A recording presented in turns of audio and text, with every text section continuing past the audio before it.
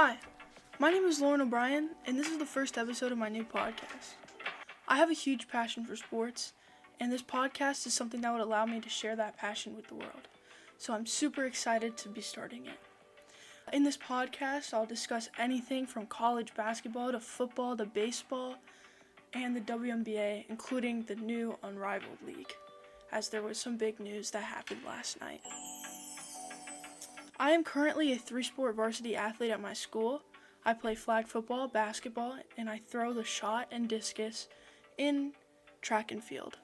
One of my favorite sports is college basketball, especially the women's side, as I am a basketball player myself.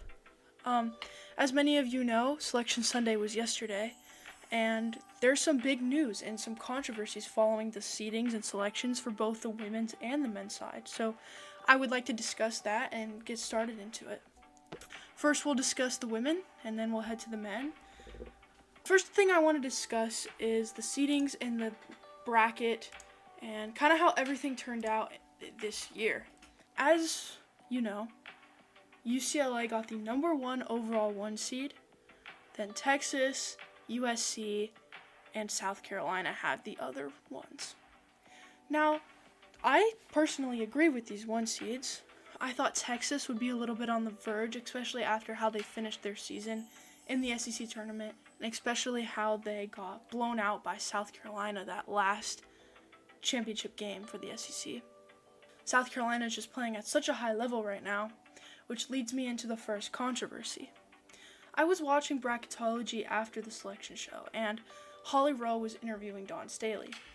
And in this interview, Dawn Staley basically said that she thought her South Carolina Gamecocks should have received the number 1 overall seed because of their strength of schedule and the amount of quad 1 teams and wins they have. Now, you might be asking, Lauren, what's the quad system? What's a quad 1 win versus a quad 2, quad 3, and quad 4 win? Well, this year, the quad system is the new kind of ranking system that the NCAA is using to gauge the strength of different teams. And the incentive for this tough schedule that South Carolina has been playing is just the fact that the more quad 1 wins you have, the better you look as a team, thus the higher your net ranking is. South Carolina played the most quad 1 teams and had the most quad 1 wins out of any team in the NCAA. Now, a little background information, I'm going to explain the quad system. Basically, a quad 1 team is a home team ranked from 1 to 30 when you're playing at home. When you're playing at a neutral site, a team ranked from 1 to 50. And when you're playing away, a team ranked 1 through 75.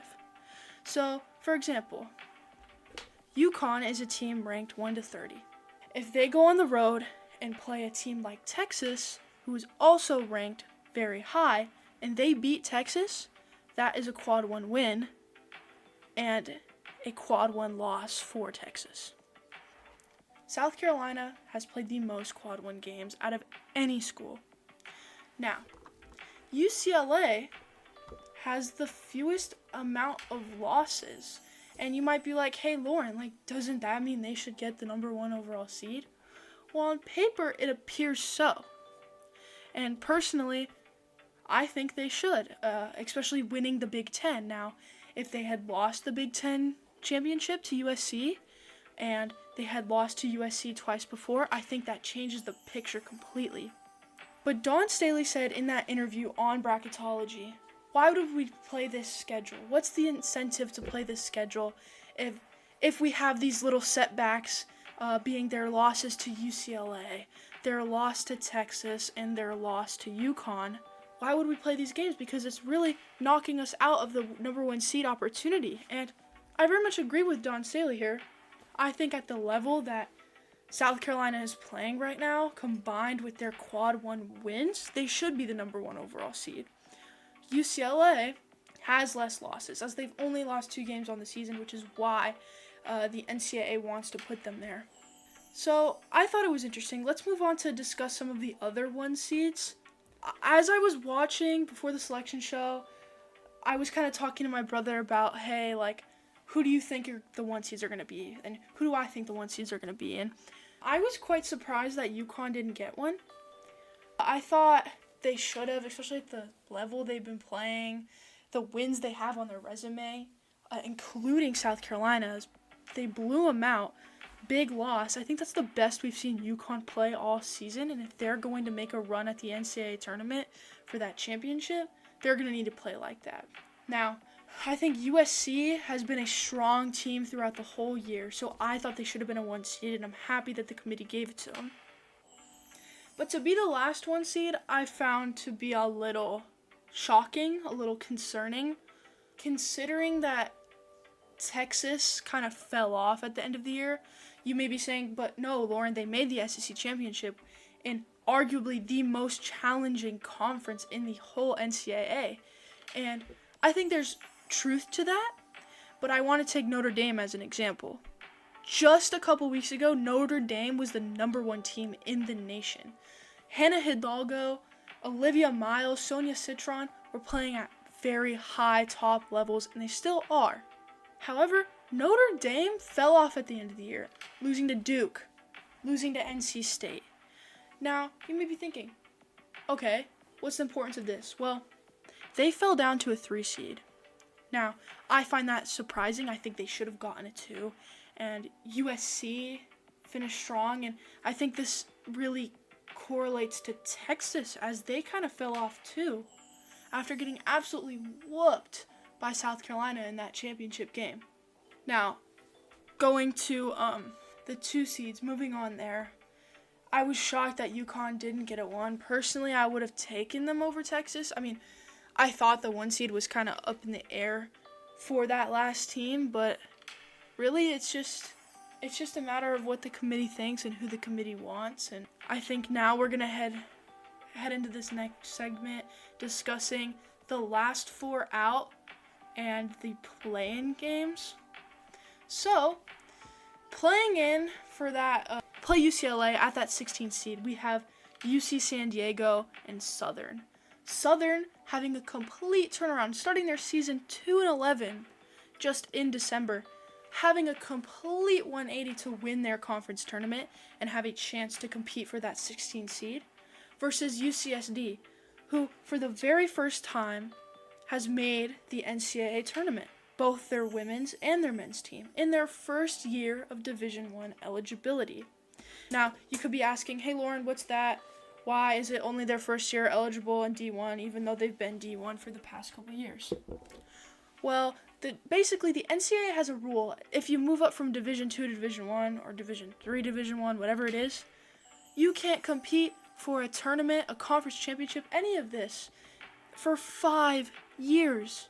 So for 5 years, UCSD is completely ineligible to compete for any sort of title whatsoever in any sport, which is absurd to me. Also playing in, we have Iowa State and Princeton kind of sneaking in. I want to shout out the Ivy League real quick. You normally don't think of them as an athletic powerhouse conference, but they have 3 teams in the NCAA tournament on the women's side, which is extremely impressive. Columbia, who had a great season all year round. They're playing at a very high level. Harvard, that kind of came out of nowhere. Their coach being in her 3rd year only and leading this team. And I just want to shout out, take 1 second to put some respect on Harmony Turner's name. She is a baller, putting up 44 points in that conference semifinal versus Princeton. My mom played there, so I was watching the game, and she just kind of left me in awe. Like, Princeton just couldn't stop her, whoever they would throw on her. Whether it was Ashley Shea, Sky Belker, anybody. They could not stop my girl. Now, they go and they upset Columbia for the conference championship and sneak in at that 10 seed, and they'll play Michigan State in the first round. So, I want to shout out them real quick. Turning back to that play-in game, Iowa State versus Princeton.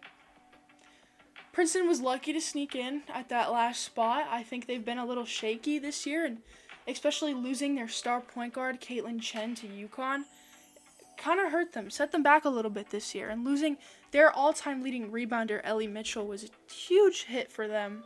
But I think Princeton is just, They're lucky to get in, but I don't think they have enough to stop Iowa State. Iowa State's Addie Brown is shooting at an insane level. She's playing very high. Audie Crooks averaging over 20 points per game. Almost a double-double. I don't think Princeton's going to have the size to stop her. I think their center, Parker Hills, who stands at 6'4", is taller than Audie Crooks, but Audie Crooks' footwork and strength and build is just going to allow her to succeed. And if Iowa State is hitting shots, they're a very dangerous team, and I think they've been playing at a very high level recently. The only thing setting them back is how they started this season. Not the best, obviously coming in at the preseason poll at rank number 8 and just kind of falling off that first half of the season. It's been nice to see them turn around. Heading into the next play-in game, we have Columbia, another Ivy League team, and Washington out of the Big Ten. This is Washington's first time in the tournament since Kelsey Plum has graduated. So shout out to them. That'll be super fun to watch. Super fun game. They will have Michigan in that next round, which I think will be a tough game. I honestly think that Washington wins that game.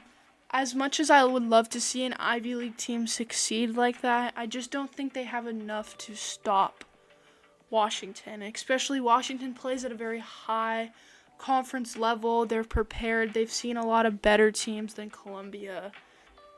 I think that's super interesting game. I think it will be a lot closer than the Princeton-Iowa State game, so I'll keep my eye on that one. Those games are taking place on, I think, Wednesday, Thursday, maybe Thursday, Friday, and playing in at that last 16 seed, we have High Point and William and Mary competing to play against Texas in that first round. William and Mary is in the tournament, which is shocking. They came all the way back. We're kind of mid of their conference the whole year until they caught fire in their conference tournament, ultimately winning and securing a spot to compete for that 16 seed. So there are your play-in games. I think in that game, I'm going to have to take High Point. I think they're playing at a high level right now in the tournament as well for the first time. I would love to see them win this game. I'd love to see them pull them out. I think I have UCSD in that game. I'm going to take Washington over Columbia. I'm taking Iowa State over Princeton and High Point over William and Mary. I am expecting some very good games, and I'm very excited for this to take off. Now I'm going to head into some upsets I might have for this tournament, some games I'm kind of looking at as, wow, these are challenging games. Who do I think? In the first team I want to start off with, maybe a lot of people won't be thinking of them when I say this, but I'm looking at the 12th seed Fairfield Stags over the 5th seeded Kansas State Wildcats. I think that's such an interesting pick because Fairfield, if you remember correctly, last year, they beat Indiana in that first round game in a huge upset. That kind of messed with my bracket. Thank you very much, Fairfield. I like how Kansas State's playing. I mean, they've been good at a 5 seed, but they could be vulnerable, especially this Fairfield team. A lot of their people have been here before. They know what it's like to be the underdog. They like that kind of upset. So I think I'm going to take the Fairfield Stags over the Kansas State Wildcats. That may backfire on me. I'm not quite sure. And the next upset I want to head to is a 10-7 matchup between South Dakota State and Oklahoma State. Oklahoma State is a ranked team. I'm aware. I know. They've kind of fallen in and out of that kind of like 23 to 25 spot, just kind of like bouncing around a little bit.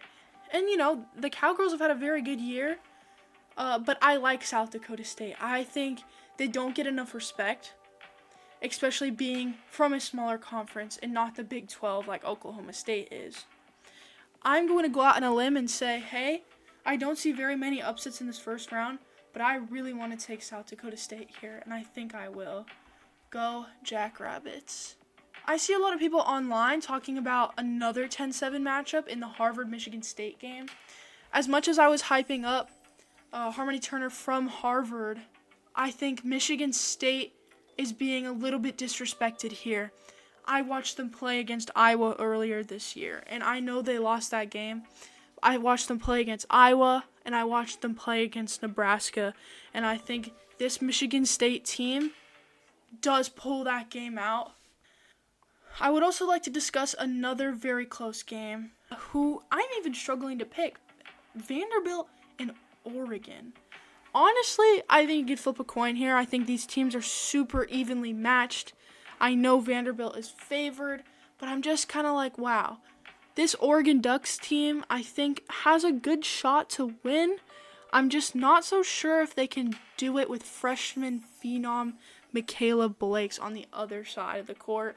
I think her putting up 2 50-point games as a freshman just goes to show the level that she is playing at, the level that Vanderbilt can reach in these next couple years, and I'm just so interested to see what happens in that matchup. I will be taking Vanderbilt, but I would not be surprised if Oregon did upset them. Okay, now I'm going to take a moment to shout out some of the 2 seeds that I think have a chance of making a move in this NCAA tournament. I think the 1 seeds, we were all kind of like, we kind of knew who these 1 seeds were going to be. I think you could make a case for UConn being a 1 seed. And I'm interested to see what happens, because if it turns out that USC and UConn end up playing each other on that side of the bracket, it's going to be a bloodbath of a game. I think USC, yes, they win a lot of games. Yes, they have Juju Watkins, who could be National Player of the Year. I think it's so interesting to see the kind of team that UConn has this year and the team basketball that they are playing and the experience that these women have in the tournament. It's hard to not think, hey, does UConn have a shot? I think with AZ Fudd being healthy, Paige Beckers being healthy, getting Caitlin Chen, having Sarah Strong be as strong as a freshman as she is. I have watched USC play a lot this season. I've watched them play Iowa. I've watched them play UCLA 3 times. I have watched them play Washington, and I have watched them play Indiana, and I'm just kind of like, this team is good, but they don't play team basketball. And I think I saw a TikTok earlier actually explaining this, and I very much agreed with it. And it reminded me how, USC doesn't play team basketball. It's just kind of get Juju the ball, and I think the reason why they lost the Big Ten championship game to UCLA was because they were stopping Juju. Juju wasn't able to get shots up. They were blitzing every screen. I mean, we were seeing Lauren Betts, 6'7" center Lauren Betts, get out of the paint, leaving her matchup to go and blitz Juju Watkins. Gabriella Hawkins doing a great job guarding Juju. And I think the other girls just kind of stood around frazzled, oh no, what do we do? And I think, no hate to their head coach Lindsay Gottlieb, but I think there's no system at USC. They're not running plays with pin downs and flares and staggers and things to get other players looks, and it's not like they don't have the talent. They have the talent. Kennedy Smith, Avery Howe, Kiki Iriafen, everybody, they have the team that's able to do it. I just think the only thing holding them back is their system. Now, Juju just kind of does whatever, and I think Gino Auriemma is a very smart coach, and if this matchup were to happen, I think he takes a note out of Coach Corey Close's book from UCLA and clamps down on Juju, and I think if UConn plays at the level that they beat South Carolina at, they're going to have it. They're going to advance to that Final Four. Out of the Regional 1 Spokane section, we have 2 seed NC State, 1 seed UCLA, 3 seed LSU, and 4 seed Baylor.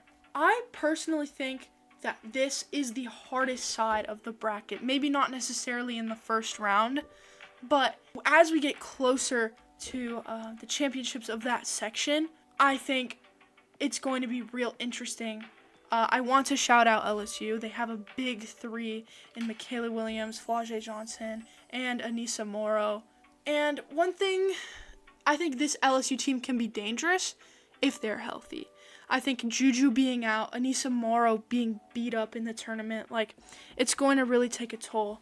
But if Flau'jae Johnson is back, I could see them possibly beat NC State and maybe even UCLA too, if it comes to that.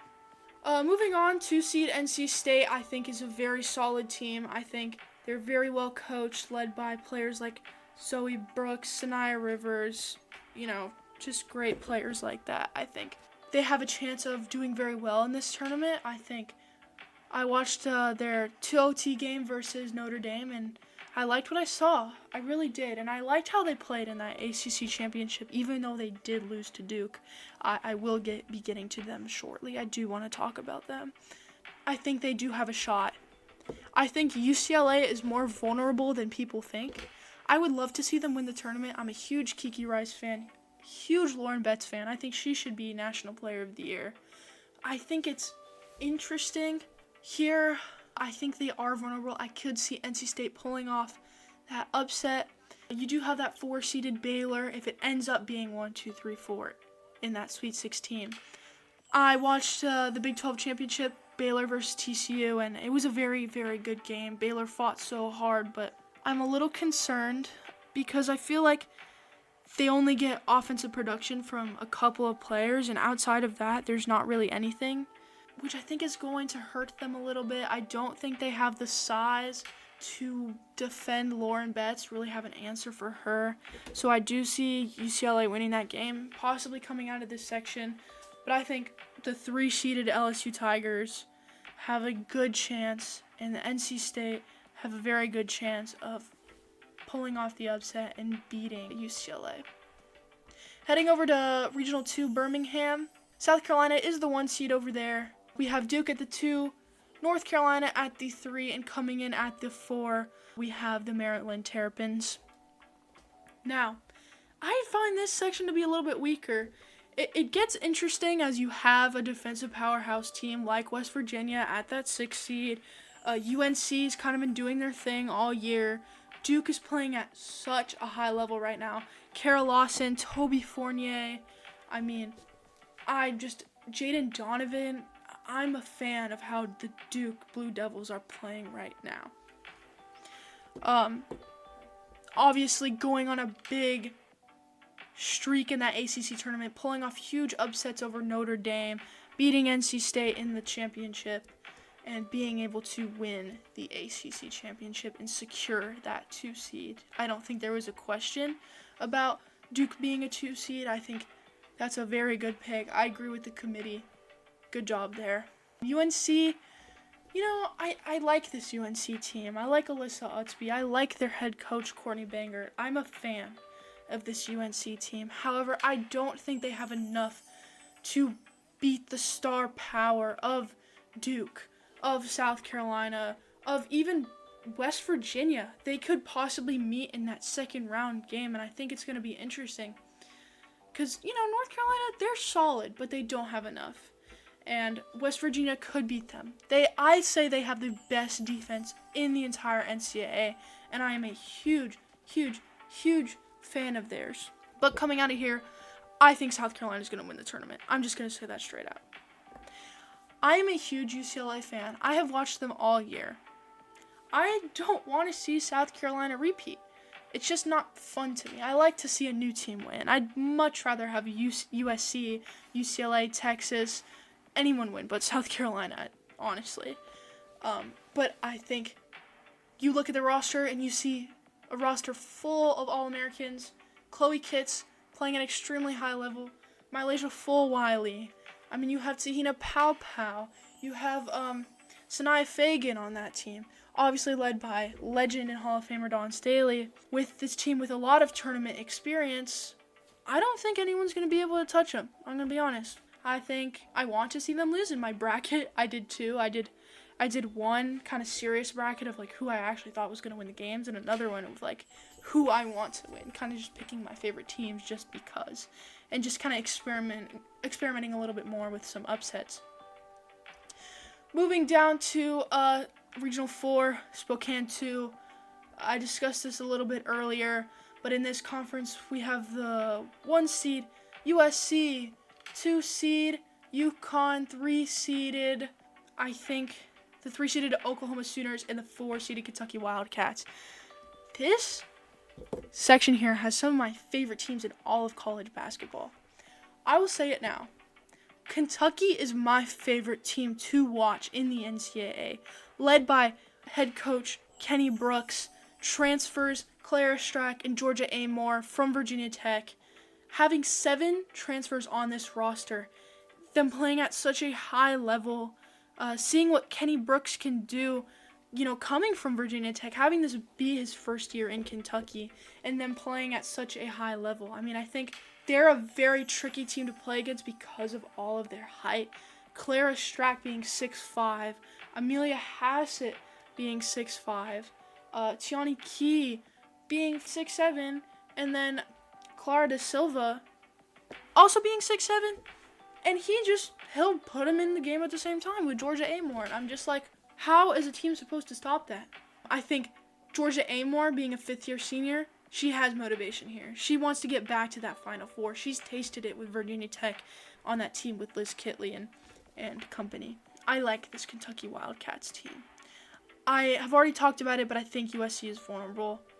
I think they play too much 1-on-5 with Juju. And honestly, I don't think anything is going to change unless they get a new head coach or they figure out a new system. Moving on to the 2-seeded UConn Huskies, I talked a little bit about them before.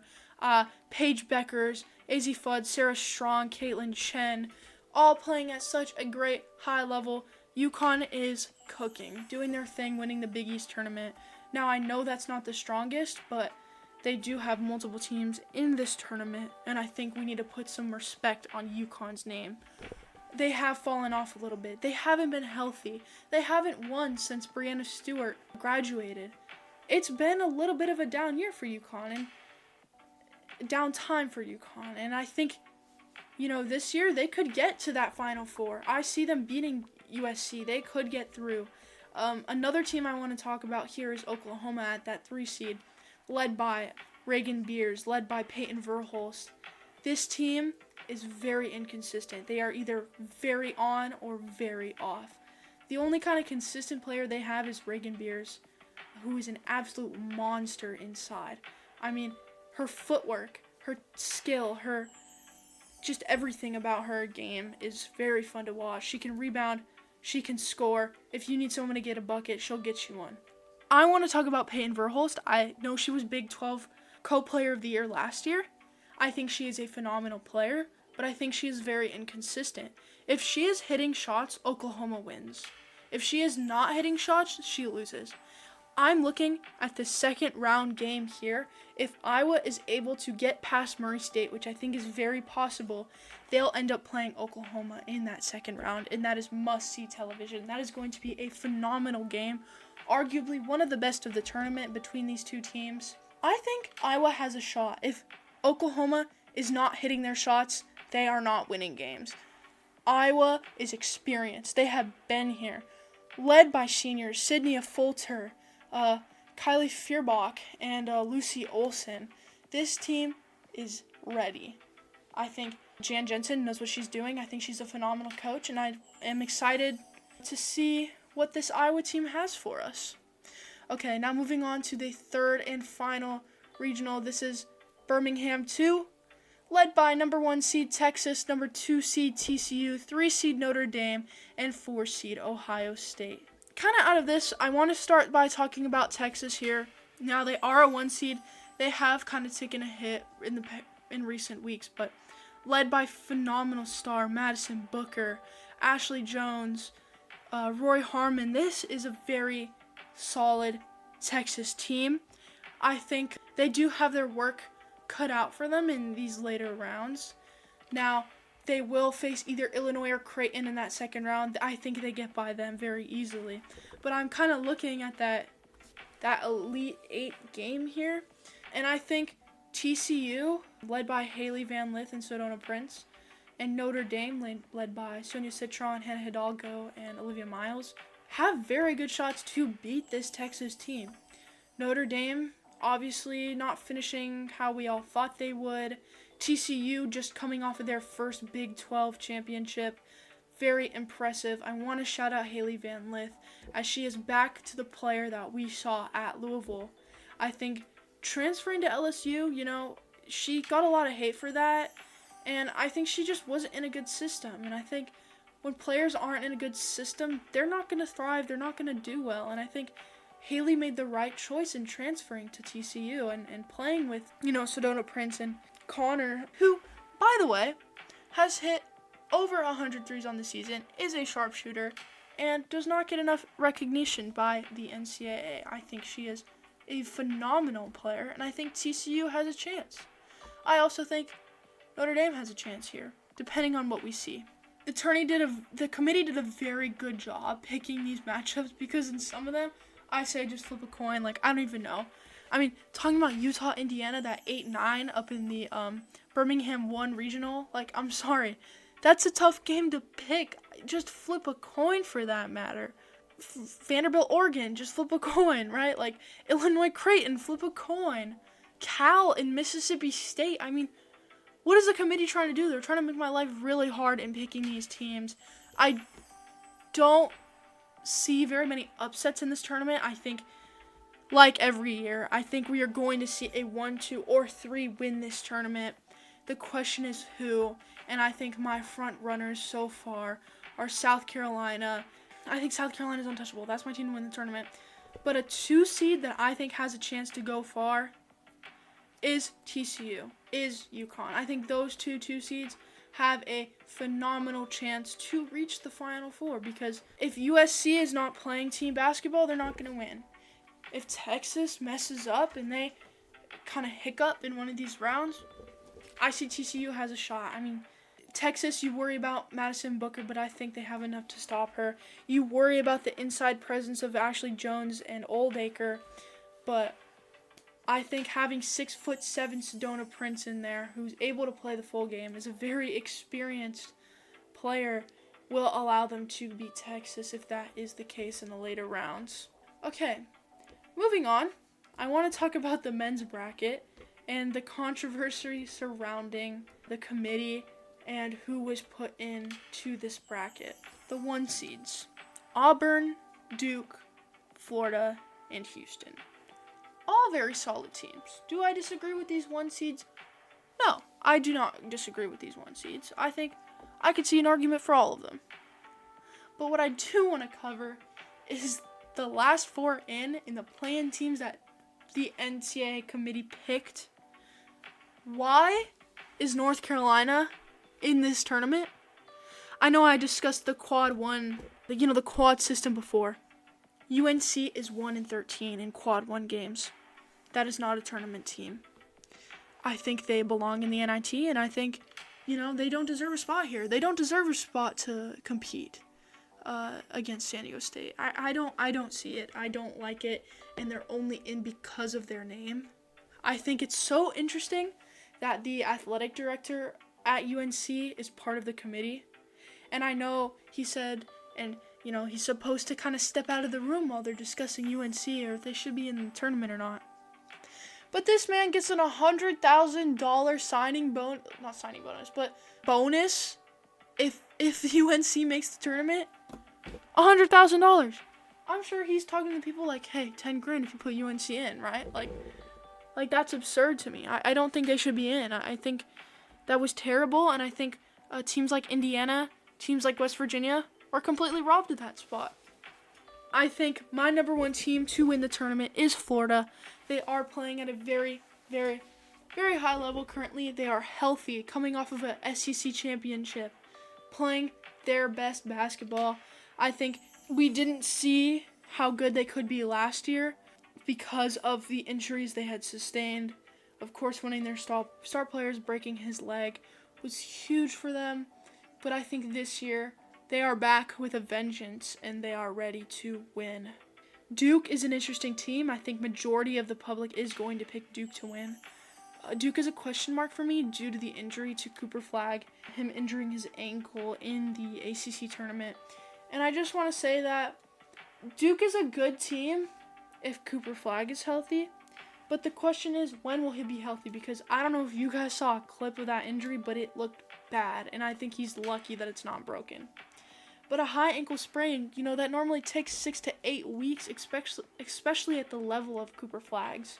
Now, yes, you might be like, well, they have a lot of star talent. It's Duke. Yes, I agree. I think John Shire's a great coach. I think freshman Con Kneppel is great. I think, they have a shot if Cooper's back. But if Cooper Flagg is back, how good is he going to be? Is he going to be 100% or is he not? And I think that's a super interesting thought about Duke, of them, really going far in that tournament. The men's tournament is so up in the air this year where it's like, man, I genuinely don't know who to pick, but I'm going to go with Florida based on how they've been playing.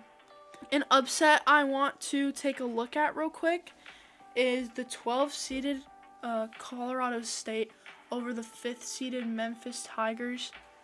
I love Penny Hardaway. I think what he's doing at Memphis is great, but I don't think they've deserved a number 5 seed. I think that should have gone to literally anyone else. How about give it to Louisville? Chucky Hepburn in Louisville, coming off of a ACC championship, being absolutely screwed by the committee and getting an 8 seed.